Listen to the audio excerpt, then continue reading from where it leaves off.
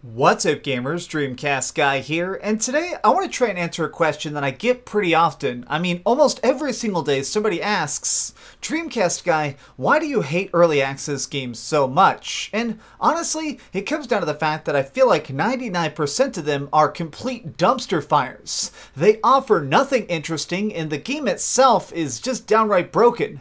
The fact that they want money for this is really disturbing. I feel like I'm a little bit more forgiving of free early access games because at least at that point, you're opting into a broken experience. You know that this game isn't complete and you're sort of just trying it out, being a free beta tester. Now, that's not what we've been seeing lately. More and more often, we're seeing increasingly destroyed projects released onto the market with a price tag attached. And honestly, I think that that's downright wrong. It's almost evil in its greed. But things are getting ever more muddled. With the extreme success of things that are technically early access like Fortnite, we're seeing things that are trying to mimic that, but in a weirdly dishonest style.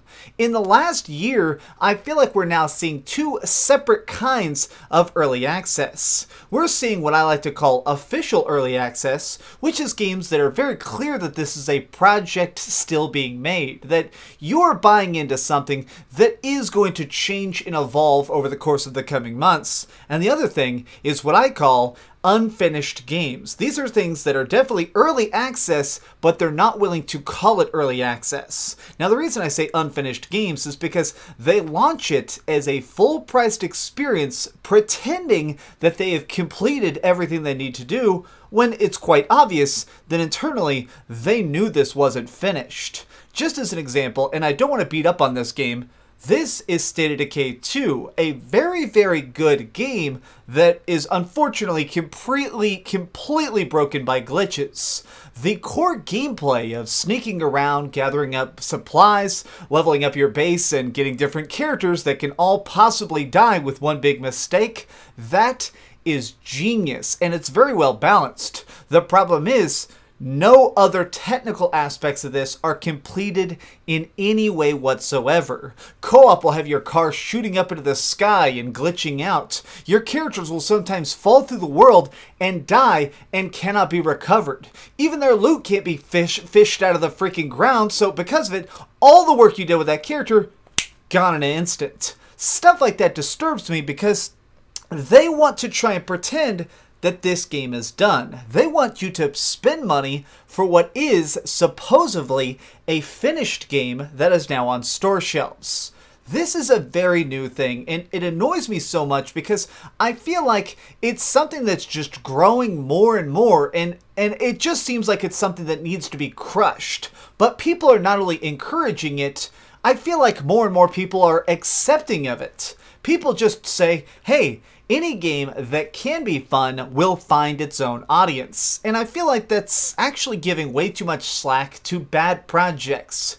We need to be spending more time raising up the really interesting stuff. If there is an early access game out there that you think is really creative, that deserves to be on the platform. But if somebody like me, who is a reviewer, wants to beat down on something that is obviously trash, why is it that I get called out? I guess what really kind of gets to me is I feel like the really good games that happen to be just early access by name only don't get the spotlight they deserve anymore. Like, earlier this year, I covered the Darwin Project, and at the time, I gave it a 6 out of 10, because it did have a lot of very limited options. You couldn't play as a female character, there was only one character model, and the map itself was pretty limited. It didn't have a ton of choice, but for what it had, it actually functioned extremely well. The combat was fun, knocking people with a snow shovel into a volcano. It's an experience you're not going to see anywhere else.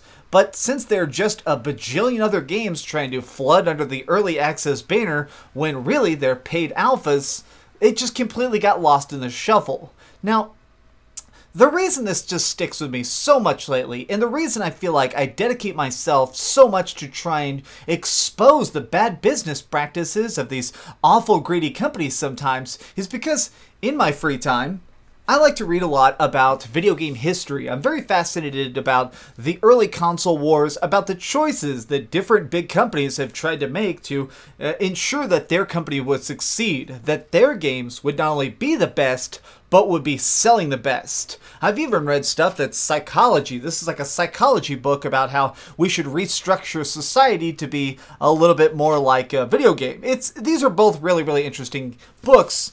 But I feel like they really kind of highlight to me, in my mind anyways, the fact that video games in certain ways are getting much, much better, and in other aspects, getting much, much worse. I still can't believe that we're supposed to treat a game like, let me just pull one out of my butt here, Radical Heights. We're supposed to treat Radical Heights as a full-fledged game. Many people would argue that that is as much of a game as Splatoon 2, a project that I think is an absolute masterpiece. Whereas Radical Heights was so early alpha that they ended up going under just trying to get it off the ground. The screenshot function didn't work, the gameplay was really glitchy, and just generally there clearly wasn't enough actual content in there to keep people interested.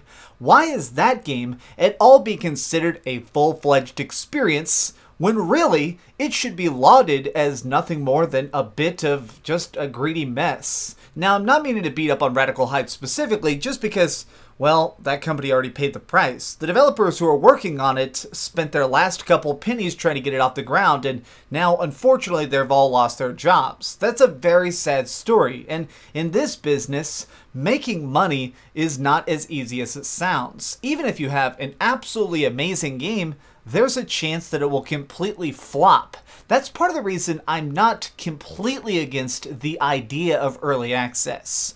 Bringing forward a game before it's finally done and letting people take an early crack at it, that is a fascinating concept that I do want to encourage, trying to maybe see it expanded in future games. But right now, it seems more and more often that it's just used to try and shove out games that are obviously not ready for store shelves. Let's take a short look back at last year.